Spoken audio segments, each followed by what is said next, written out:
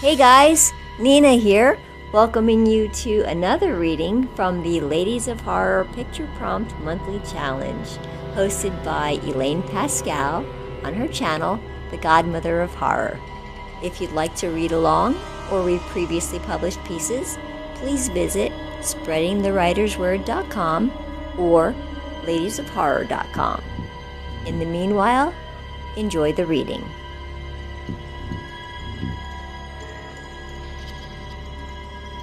Tremble by Elaine Pascale. The myriapodologists found the carcass of Diplopoda far from its native terrain. Tests uncovered that the decomposer's composition was matchless. Dr. Musgrave withdrew hemolymph from the millipede and determined that its makeup was unlike any other they had on file. Dr. Stone sent samples of the blood to CODIS and studied some of the compounds in the laboratory at her research university. It wasn't until their colleague, a medievalist, was expounding over coffee that they were able to trace the pathway to the ancient origin of the blood. Once they moved from disbelief to conclusive confirmation, the scientist returned to the medievalist for his validation. Belief in magic was prevalent during the Middle Ages, even though we don't associate that time period with witch hunts, he explained.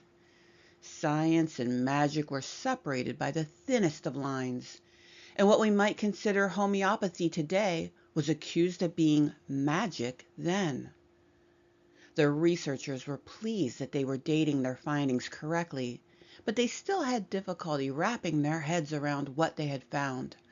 Dr. Stone asked, "Can you tell us about Marabecca of Circe?" The medievalist nodded. Accusations could also be made for political reasons. Marabecca was convicted of trying to poison King Ecbert. She'd crafted a lethal bolus of hemlock, nightshade, foxglove, and oleander, which she hid in a secret compartment behind the jewel in her ring. One of Ecbert's men caught her before she was able to deliver the poison, and she was sentenced to a cruel death. The hand wearing the ring was burned off with an iron. Flesh was whipped free from her limbs. Her heart was torn from her bosom and flung in her face. And then she was burned at the stake. Rumor was she was still alive as the flames licked her body. The scientists thanked their colleague for his time and returned to their lab to inspect Diplopoda once more. "Poor Marabecca," Dr. Stone said. "What a horrible way to go. And it sounds like it was far from quick." "You don't believe she was still alive at the stake?" Dr. Musgrave was incredulous. "After her heart was removed?" Dr. Stone thought for a moment. "I know it's impossible, but eyewitnesses said they saw it."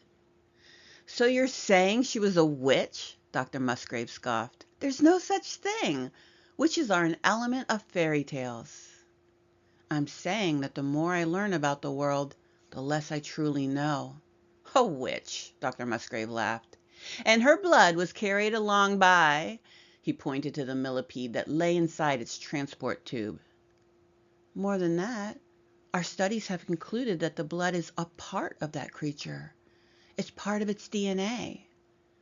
The researchers held each other's gaze for a moment before returning their attention to the many-legged carapace.